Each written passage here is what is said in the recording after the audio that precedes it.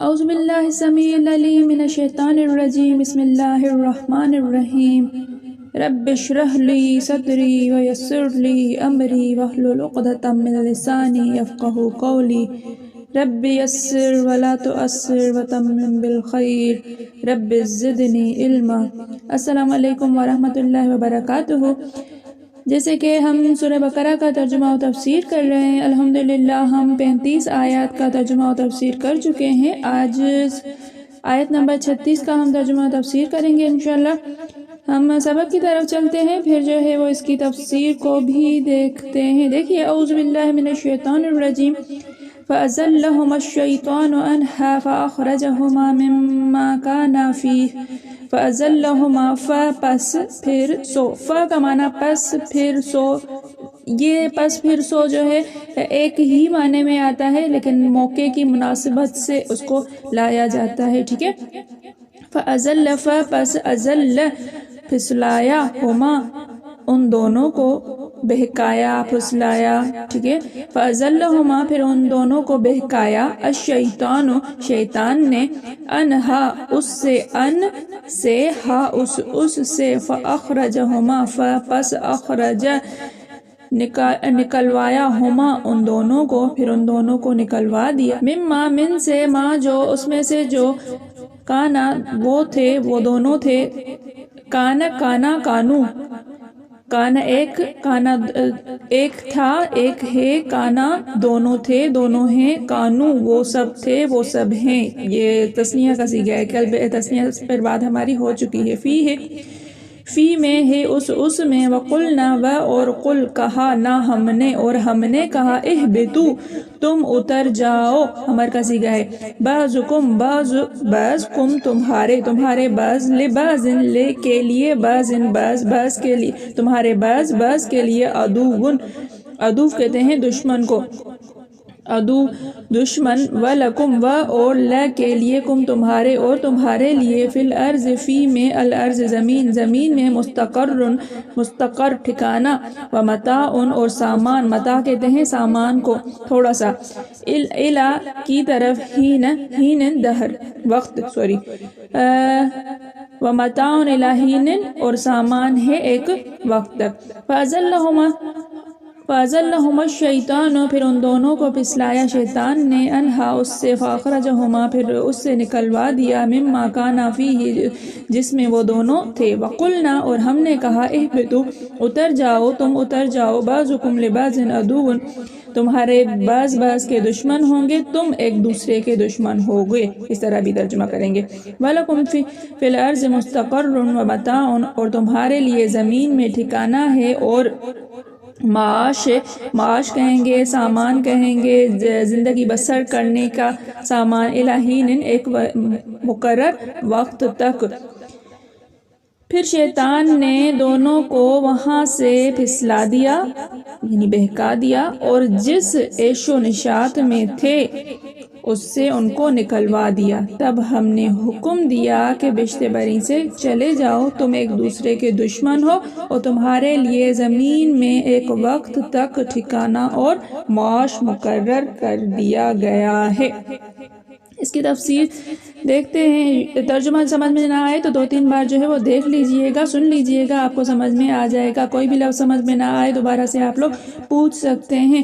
دیکھیے، کل تفسیر کرتے ہیں ہم، اس کی ذکر چل رہا تھا حضرت آدم علیہ السلام کی پیدائش، پھر حضرت آدم علیہ السلام کا ملائکہ کے سامنے جو ہے وہ امتحان، ملائکہ کا سجدہ کرنا، پھر حضرت آدم علیہ السلام اور حضرت حوا علیہ السلام کا جنت میں رہنا، پھر ان کو ایک درخت سے روکنا، پھر اب آیا ہے کہ شیطان نے ان کو بہکایا اور دونوں جو ہیں وہ جنت سے نکال دیے گئے اور زمین پر آ گئے۔ زمین پر ان کے لیے کہا گیا کہ ایک محدود مدت تک آپ کا یہ ٹھکانہ ہے اور یہاں پر آپ جو ہے وہ زندگی بسر کیجئے۔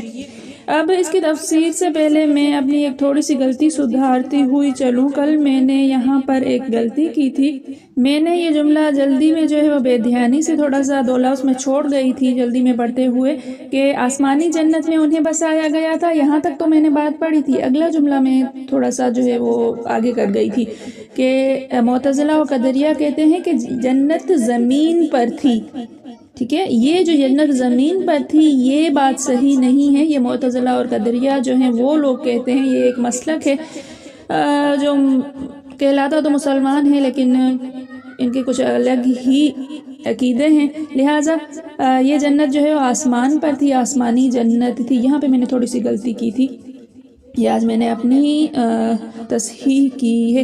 اب ٹھیک ہے، بات چلی کہ حضرت آدم علیہ السلام کو اللہ تعالیٰ نے اور حضرت حوا علیہ السلام کو جنت میں جگہ دی اور کہا کہ اس درخت کے علاوہ کسی کی طرف مت جانا۔ اب فوراً جو ہے وہ بات آ رہی ہے کہ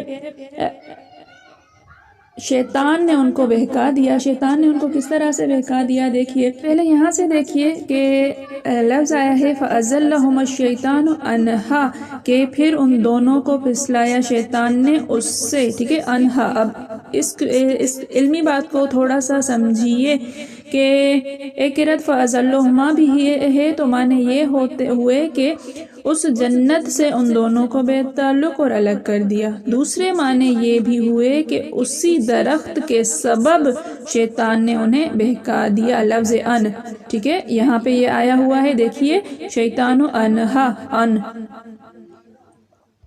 لفظ ان سبب کے معنی میں بھی آتا ہے۔ آیت یوفق عنہ میں ہے اس نافرمانی کی وجہ سے جنتی لباس اور وہ پاک مکان، نفیس روزی وغیرہ سب چھن گئی اور دنیا میں اتار دیے گئے اور کہہ دیا گیا کہ اب تو زمین میں ہی تمہارا رزق ہے، قیامت تک یہیں رہو اور اس سے فائدہ حاصل کرتے رہو۔ تھوڑا سا میں آپ لوگوں کو بتاتی ہوئی چلوں، پہلا تو یہ سبب بنتا ہے سوال کہ ابلیس جنت میں پہنچا کیسے؟ جنت میں آنے جانے والوں میں سے مور بھی ہوا کرتا تھا، سانپ بھی ہوا کرتا تھا، وہاں پر کتا بھی جو ہے وہ اچھی حالت میں ہوتا تھا اور اس کو وہاں چوکیدار کے طور پر رکھا ہوا تھا، اور بھی بہت ساری نعمتیں اللہ تعالیٰ نے وہاں پہ دی ہوئی تھی۔ پرندے چرند پرند وغیرہ ہوتے تھے جو حسن میں اضافہ کر رہے ہوتے تھے۔ اب شیطان کو کسی بھی طرح سے جنت میں پہنچنا تھا کیونکہ اللہ تعالیٰ نے جنت سے اس کو نکال دیا تھا اور اس کو لگ گئی کہ کسی طرح آدم علیہ السلام کو بھی وہاں سے نکلوایا جائے، چونکہ اللہ تعالیٰ نے امتحان کے طور پر حضرت آدم علیہ السلام کو اس درخت کے قریب جانے سے منع کیا تھا۔ قریب جانے سے مراد اس کو کھانا۔ شیطان نے سانپ سے کسی طرح بھی ڈیل کر دی، سانپ نے شیطان کو اپنے منہ میں لیا۔ سانپ کے پاؤں ہوا کرتے تھے، بہت خوبصورت ہوا کرتا تھا، جنت میں آیا جایا کرتا تھا، وہاں پہ مور بھی ہوا کرتا تھا، کتا بھی ہوا کرتا تھا، اس طرح سے اور پرند چرند بھی ہوں گے وہاں پر۔ اب شیطان نے سانپ سے کہا کہ مجھے اپنے منہ میں لے کر اندر لے چلو۔ جیسے ہی سانپ نے شیطان کو اپنے منہ میں لیا تو اس کی، اب آپ دیکھیں گے کہ اس کی سانپ کی زبان جو ہے وہ دو دھاری ہوتی ہے اور عجیب سی ہوتی ہے۔ جیسے ہی منہ میں لیا تو باقی جو تبدیلیاں آنی تھی آئیں۔ پہلی تبدیلی یہ آئی کہ اس کے پیر غائب ہو گئے، جو بہت ہی خوبصورت پیر تھے اس کے۔ سانپ سمجھ گیا کہ بہت غلطی ہو گئی، لیکن اب وہ لے چکا تھا، اس کو اندر جانا تھا۔ اس نے مور سے گزارش کی، مور نے اس کو پیروں میں اٹھایا۔ مور جیسے کہ بہت زیادہ خوبصورت پرندہ ہے لیکن اس کے پیر اگر آپ دیکھیں گے تو بہت بدصورت اور کالے ہوتے ہیں۔ جیسے ہی سانپ کو مور نے پیروں میں لیا تو پیروں کی حالت اس کی خراب ہو گئی، لیکن اب وہ لے کر اندر چلا گیا۔ اب شیطان اس طریقے سے جنت میں پہنچ گیا۔ حضرت آدم علیہ السلام کو مختلف طریقوں سے بہلایا کہ آپ کھا لو گے، اللہ تعالیٰ کے مقرب ہو جاؤ گے، اللہ تعالیٰ کے پسندیدہ ہو جاؤ گے، اور زیادہ عبادت کرنے میں آپ کو قوت ملے گی، اور وغیرہ وغیرہ اس طرح کی لالچیں دے کر حضرت آدم اور حضرت حوا کو اس نے وہ پھل کھلا دیا۔ اب وہ پھل تو کھلا دیا، جیسے ہی انہوں نے پھل کھایا تو کیا ہوا دیکھیے، اس نافرمانی کی وجہ سے جنتی لباس اور وہ پاک مکان جنت، نفیس روزی جو جنت میں ملتی تھی وغیرہ سب چھن گئی اور دنیا میں اتار دیے گئے، اور کہہ دیا گیا کہ اب تو زمین میں ہی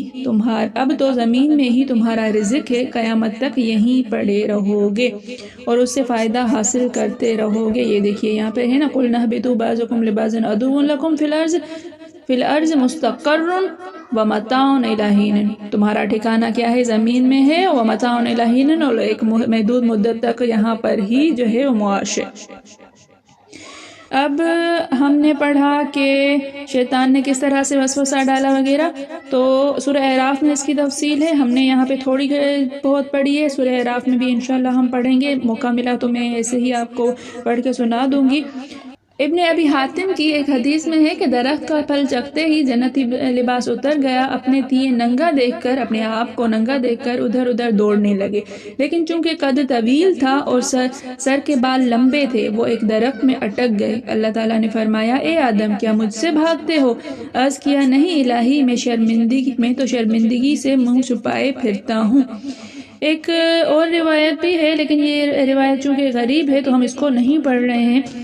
حضرت ابن عباس سے مروی ہے کہ حضرت آدم علیہ السلام نماز عصر کے بعد سے لے کر سورج کے غروب ہونے تک ایک ساتھ ہی جنت میں رہے تھے، عصر کی نماز سے لے کر مغرب کی نماز تک، ٹھیک ہے، ایک ساتھ یہ بنتی ہے۔ حضرت حسن فرماتے ہیں یہ ایک ساتھ 130 سال کی تھی، وہاں کی ایک ساتھ ہماری دنیا کے 130 سال بنتے ہیں۔ ربیع بن انس فرماتے ہیں 9ویں یا 10ویں ساعت میں حضرت آدم کا اخراج ہوا، بس اتنی ہی دیر وہ وہاں پہ رہے تھے، وہ اتنی دیر بھی بہت ہی لمبی تھی کہ 130 سال بنتے تھے۔ ان کے ساتھ جنت کی ایک شاخ تھی اور جنت کے درخت کا ایک تاج سر پر تھا۔ جب زمین پر حضرت آدم علیہ السلام کو اتارا گیا ہے نا، تو یہ چیزیں حضرت آدم علیہ السلام کے پاس تھیں۔ سدی رحمۃ اللہ کا قول ہے کہ حضرت آدم ہند میں اترے، ہندوستان میں۔ آپ نے آدم علیہ السلام کا قدم مبارک بھی دیکھا ہوگا۔ آپ کے ساتھ حجر اسود تھا، حجر اسود جو بیت اللہ میں نصب ہے وہ والا، اور جنتی درخت کے پتے جو ہند میں پھیلا دیے، پتے تھے درخت کے جو وہاں پہ پھیلا دیے، اس سے خوشبودار درخت پیدا ہوئے۔ وہ کون سے درخت تھے آگے ہم تفسیر پڑھیں گے، جب یہ موقع آئے گا تو وہاں پہ انشاءاللہ ذکر ہوگا اس کا۔ حضرت ابن عباس رضی اللہ تعالیٰ عنہ فرماتے ہیں ہند کے شہر دہنہ میں اترے تھے، ایک روایت میں ہے کہ مکہ اور طائف کے درمیان اترے تھے۔ حسن بصری رحمۃ اللہ فرماتے ہیں حضرت آدم ہند میں اور حضرت بی بی حوا جدہ میں اتری، جدہ ایئرپورٹ پر جب حج و عمرہ کرنے جاتے ہیں تو وہاں پہ اترتے ہیں، وہ والا جدہ۔ اور ابلیس بصرہ سے چند میل کے فاصلے پر دست میسا میں پھینکا گیا، بصرہ کی طرف وہ پھینکا گیا تھا، وہ باقاعدہ پھینکا گیا تھا۔ حضرت آدم اور حضرت بی بی حوا کو بہت زیادہ احترام کے ساتھ ٹھیک سے اتارا گیا تھا۔ اور سانپ اصفہان میں، سانپ بھی ان کے ساتھ پھینکا گیا تھا اصفہان کی طرف۔ پھر ہو سکتا ہے کہ اصفہان کی طرف پہاڑیاں زیادہ ہوں اور وہاں پہ سانپ زیادہ پلتے ہوں اب بھی۔ ابن عمر کا قول ہے کہ حضرت آدم صفا پر اور حضرت حوا مروہ پر اترتے وقت دونوں ہاتھ گھٹنوں پر تھے اور سر جھکا ہوا تھا، اور ابلیس انگلیوں میں انگلیاں ڈالے آسمان کی طرف نظریں جمائے اترا۔ حضرت ابو موسیٰ رحمۃ اللہ فرماتے ہیں کہ اللہ تعالیٰ نے انہیں تمام صفتیں سکھا دی اور پھلوں کا توشہ دیا۔ تمام صفتیں یعنی دنیا میں جتنی بھی اب چیزیں تھیں تو ان کے بارے میں صفات جو ہیں موجود تھی۔ یہ وہ علم جو دیا گیا تھا نا حضرت آدم علیہ السلام کو، شروع میں وہ علم حضرت آدم علیہ السلام کے پاس موجود تھا، کچھ بھی نہیں لیا گیا تھا، صرف جنت سے دنیا تک پہنچایا گیا تھا۔ پھلوں کا توشہ تھا، یعنی پھل انہیں دیے گئے تھے، کھانے پینے کا سامان بھی انہیں جنت سے دیا گیا تھا کہ دنیا میں جب تک آپ رہنے کا سامان کرو تب تک کھاؤ پیو۔ ایک حدیث میں ہے کہ تمام دنوں میں بہتر دن جمعے کا دن ہے، اسی میں حضرت آدم علیہ السلام پیدا کیے گئے، اسی میں جنت میں داخل کیے گئے اور اسی دن نکالے گئے۔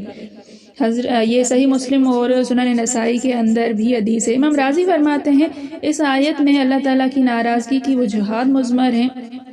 کہ اللہ تعالیٰ ناراض ہوئے تھے۔ اول تو یہ سوچنا چاہیے کہ ذرا سی لغزش پر حضرت آدم علیہ السلام کو کس قدر سزا ہوئی۔ کسی شاعر نے کیا خوب کہا ہے کہ تم گناہوں پر گناہ کیے جاتے ہو اور جنت کے طالب ہو، کیا تم بھول گئے کہ تمہارے باپ آدم علیہ السلام کو محض ایک ہلکے سے گناہ پر جنت سے نکال دیا گیا؟